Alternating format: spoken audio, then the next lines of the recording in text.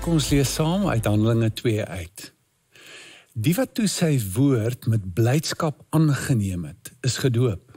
En daar is op die dag omtrent 3000 siele toegebring. En hulle het volhard in die leer van die apostels en in die gemeenskap en in die breking van die brood en in die gebede, terwyl hulle in guns was by die hele volk. En dag vir dag het hulle eendragtig volhard in die tempel en van huis tot huis brood gebreek en hulle voedsel met blydskap en eenvoudigheid van hart geniet, terwyl hulle God geprys het en in guns was by die hele volk.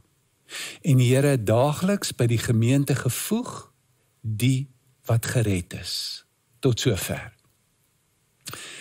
Het jy al bewus geraak van die wonder, die fenomeen, die verskynsel van die kerk? Ek meen, dink bietjie jou in. Hier is 'n instansie of organisasie of 'n institusie, wat wil jy dit noem, wat reg oor die wêreld, in al die lande, tevoorskyn kom. Net 2000 jaar oud. Hoe is dit moontlik dat hierdie kerk wat verban is, vervolg is, vergrys is, oorleef het en aanhou groei? Nou natuurlik sê Christene, wel, dit het met God te doen. Dis God se idee dat die kerk sal moet bestaan. Ons lees ook van goed wat hulle gedoen het van die begin af. En tot vandag toe bly dit groot boustene van kerk wees. Daar was in die eerste plek die gemeenskap. So in hierdie gedeelte was hulle 120 wat bymekaar gekom het. En dan het hulle geluister na die lering van die apostels. Daar was gebid gewees, hulle het saam gebid, hulle het geprys, hulle het genagmaal gebruik. En dan het hulle ook uitgereik, gepreek, vir skares en gehore wat bymekaar gekom het, soos wat daar hier was. So dis wat hulle gedoen het, en hulle het dit gedoen op mikro, meso en makro vlak. Een op hulle eie het hulle gegaan, en soos Jesus hulle geleer het, here's what I want you to do, I want you to get a quiet, secluded place, in Mattheus 5 vers 4. En hulle het dit gedoen, op hulle eie gebid, aanbid, en dan het hulle in klein groepe bymekaar gekom, van huis tot huis, en dan het hulle in die groot groep in die tempel bymekaar gekom. Hierdie is 'n baie belangrike dinamika, wat jy beleef, wat in elke groep gebeur daar, iets anders met jou. En dit is so belangrik om dit te kan beleef. Nou vandag, om hierdie reeks mee te begin, die lering van die apostels. Wat was die leer van die apostels waarna hulle moes geluister het? Wel, Petrus, wat hier gepreek het, skryf in sy brief wat dit is. Hy sê, want ons het nie kunstige, verdigte fabels nagevolg toe ons julle die krag en die koms van ons Here Jesus Christus bekend gemaak het nie. Maar ons was aanskouers. En ons het die profetiese woord, wat julle baie vas is, waarop julle tog ag moet gee. So twee goed sê Petrus. Petrus sê, wat ons julle vertel, is van Jesus. Wat ons beleef het, gesien het, gehoor het, toe ons saam met hom geleef het. En ons het geluister na wat hy gesê het. Dis wat ons julle vertel. En ons gee vir julle die profetiese woord. In die konteks hier is dit die Ou Testament. Die Bybel wat Jesus gehad het. Dit is ons boodskap. In die 3de eeu het die kerk besluit wat die boeke sal wees, wat die Nuwe Testament sal opmaak, wat die lering van die apostels bevat het. En hulle het besluit, dit saam besluit, op die feit dat dit die algemene boeke was, wat veral gesirkuleer was, en deur die geloofsgemeenskap aanvaar was, geag was, en hulle het daai boeke beskou as gesaghebend, en ook gesê dat dit genoegsaam is. Alles wat daarin is wat gesê moet word en wat belangrik is. So, en toe het hierdie boek bekend begin staan as die Heilige Skrif. Heilig beteken afgesonder. Hy is anders as al die ander geskrifte en boeke wat bestaan. En Paulus skryf en sê, 2 Timoteus 3:16, dat hierdie boek, die Heilige Skrif, is deur God ingegee.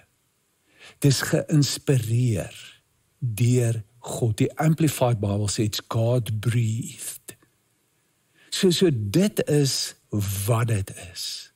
Nou, hoekom was dit so belangrik geweest dat hulle moet sit en luister daarna? Psalm 119 is 'n interessante psalm. Hy is die langste psalm. 176 verse. Elke vers sê iets van die wet of die voorskrifte, bedoelende die Bybel, kan jy maar sê. Elke een. En baie van hulle sê hoe jy moet omgaan met hierdie skrif. Want hierdie woord beteken iets vir 176 redes. Nou is nie tyd vir dit alles natuurlik nie, maar as jy dit miskien kan opsom, hier is my hoofindeling, omdat dit iets doen aan jou gees, aan jou siel en aan jou liggaam. Dit is in die eerste plek voeding vir jou gees. Jesus het gesê, toe hy versoek word in die woestyn, antwoord hy die duiwel en hy sê, daar is geskrywe, die mens sal nie van brood alleen lewe nie, maar van elke woord wat uit die mond van God uitgaan.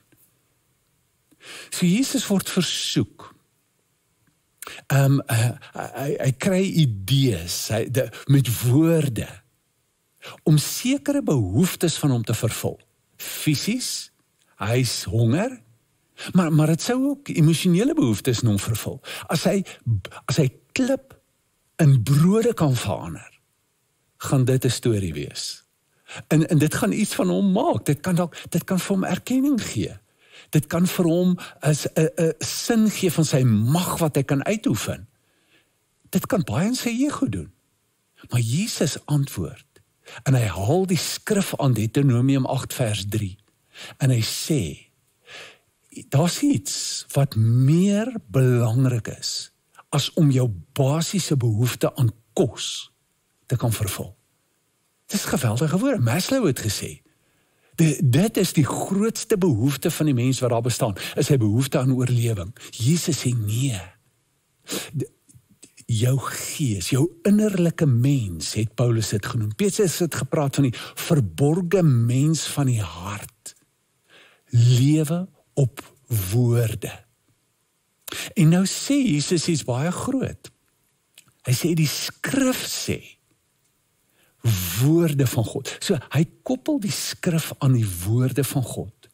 Die skrif word deur die werk van die Heilige Gees, God se woord in ons. Die hele Bybel is getuienisse van mense wat by God gehoor het. En ons belydenis vandag is, nie getuienis van mense, miljoene mense is, dat wanneer hulle die Bybel op 'n sekere manier lees, dan word dit die woord van God vir hulle. God praat met hulle. Hulle kom iets agter van die wil van God vir hulle lewens deur die Bybel. So, vir jou binneste, vir jou gees, die woorde, net om 'n paar idees aan te haal, wat uit die Bybel uitkom, gly af na die kamers van die binneste van jou gees. Jesus het gesê, my woorde wat ek tot julle spreek is gees en lewe. Julle sal reeds rein deur die woorde wat ek tot julle spreek. Woorde bring iets stand, dit skep iets, dit gee iets. Lewe en dood is in die mag van die tong en van woorde. Het jy al dit ervaar? Het jy al iets ervaar van 'n voeding, van 'n volword, van 'n effek wat in jou binneste plaasvind as jy met die woord sit? Dan red dit jou siel. Jakobus sê, ontvang met sagmoedigheid die ingeplante woord wat in staat is om julle siele te red. Wat beteken dit? Hy skryf vir gelowiges en hy sê julle siele moet nog gered word.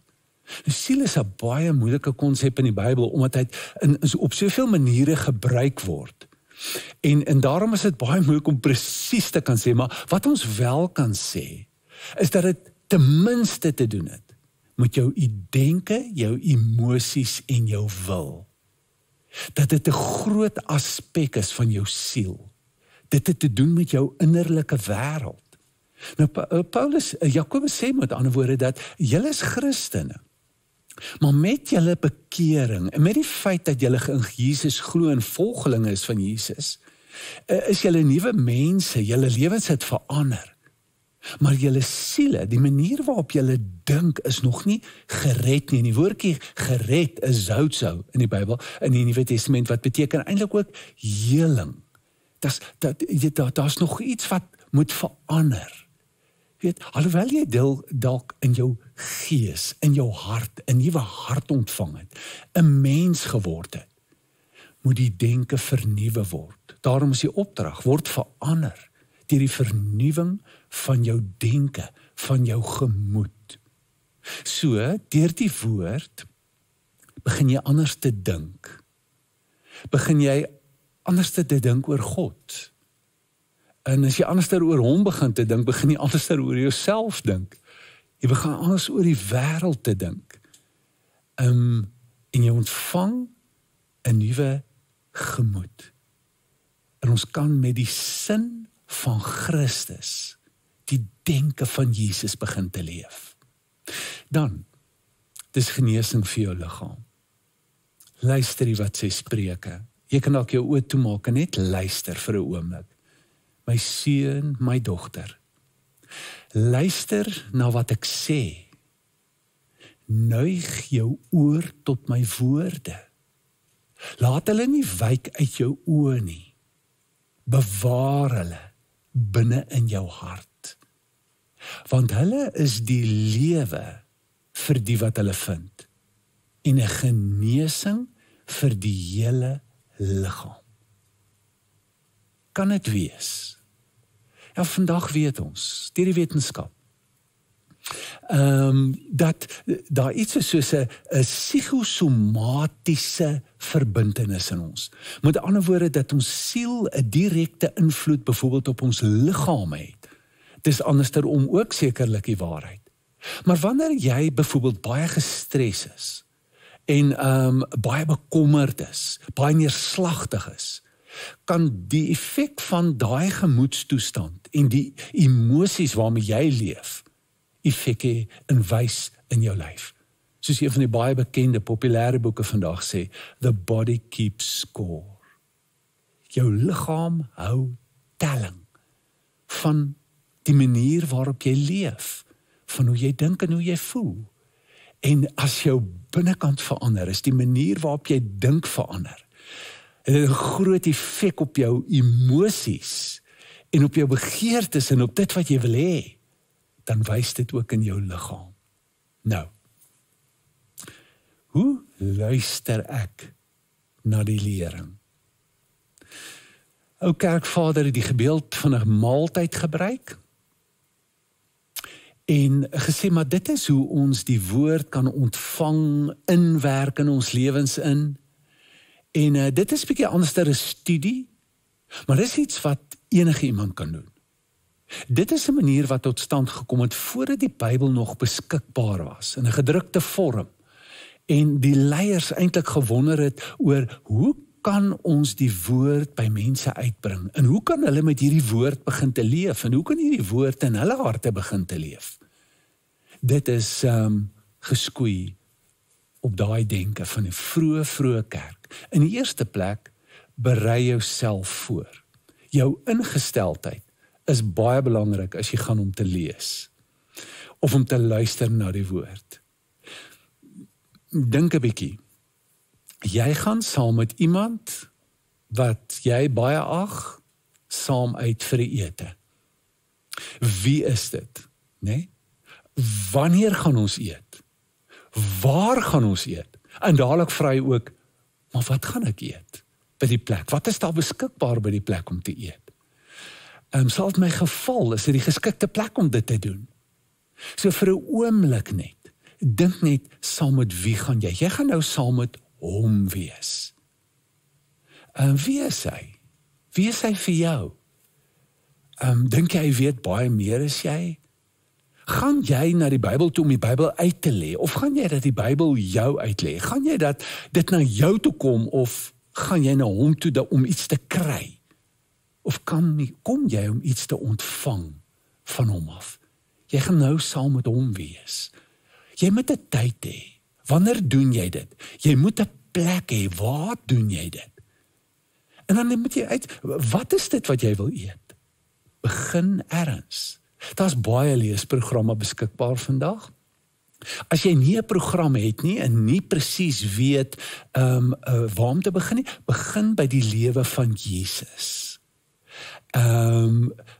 Die evangelies, deur jouself net diep in te grawe daar en uit te vind wat hy vir jou sê en wat jy doen.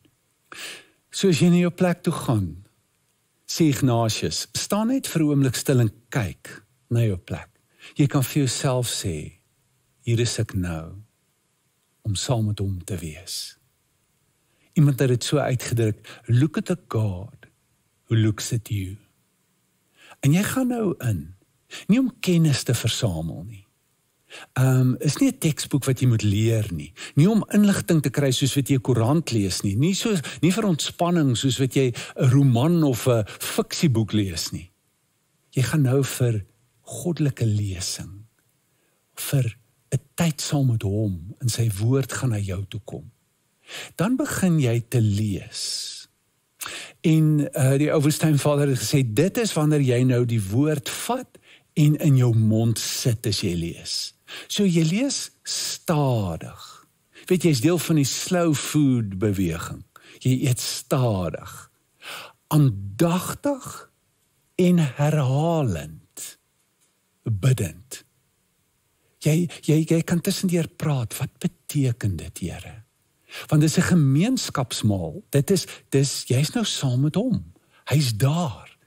En hy wil hierdie woord vir jou lewendig maak. So, jy neem die woord in jou mond. Wanneer dan begin jy dink oor die woord.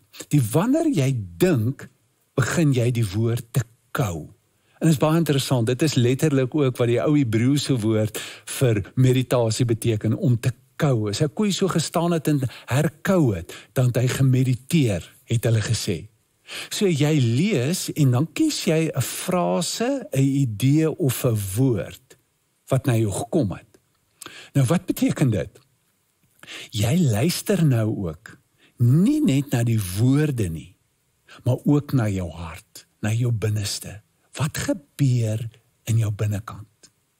Soos wat jy groei hierin en oefen om dit te doen, gaan jy al meer sensitief raak vir die innerlike bewegings wat in jou plaasvind. Dit gaan vinnig gebeur as jy agterkom. In die begin vat dit dalk 'n tydjie. Dit is wanneer jy opgewonde raak. Dit is wanneer jy omgekrap word. Dit is wanneer jy jou aandag getrek word. Nuuskierig is miskien. Dit op soveel maniere is hierdie ding wat in jou gebeur. Dan gaan terug. Kyk net weer na dit. Dit is wat jy kies om aan te kan herkou. Nou, hierdie herkou-proses, daar is baie daaroor geskryf. Oor meditasie in die Weste, wat te doen het met dink, wat te doen het met 'n funksie van jou brein. En jy kan nou of na die linker of na die regterkant van jou brein gaan. Twee paaie wat jy kan kies. Die logiese, diskursiewe, nadink, wat sê dit vir my? Wat beteken dit? Waar gebeur dit in my lewe? Waar het ek dit al gesien? Dis logiese vrae, maniere waarop jy kan omgaan. Of met beelde. Jy sien jouself in daai situasie. En wanneer jy jou inleef, kan jy selfs, soos 'n droom werk, daar wees en deelneem in dit wat gebeur, deur vrae te vra vir die karakters wat daar is. En in die begin skep jy self, jy verbeel jou, maar later kan jou verbeelding 'n lewe van sy eie begin aanneem, en jy raak baie meer passief, en kan verbaas wees, hoe die karakters se lewe van hulle eie kry met jou begin praat. Ignatius het dit gospel contemplation genoem. Nadat jy tyd spandeer het in dit, gaan jy in gesprek met die Here. Dit is wanneer jy die kos sluk. So dit is jou reaksie, nadat jy nou gedink het en gepraat het daaroor. En jy deel net jou gevoel met die Here. Miskien sit jy met vrae. Dis op hierdie stadium veral waar jy jou storie in sy storie ontdek. Waar jy die twee stories bymekaar bring. Ek het nou hierdie feite, ek het hierdie goed gelees, nou sien ek dit in my eie lewe. Of dit hou 'n uitnodiging vir my in. Of dit bemoedig my. Of dit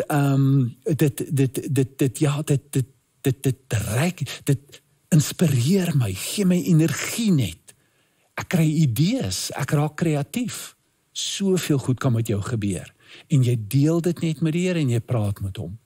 Dan gaan jy na die fase toe, in die plek toe waar jy sit met dit. Dit is waar jy dit net opneem.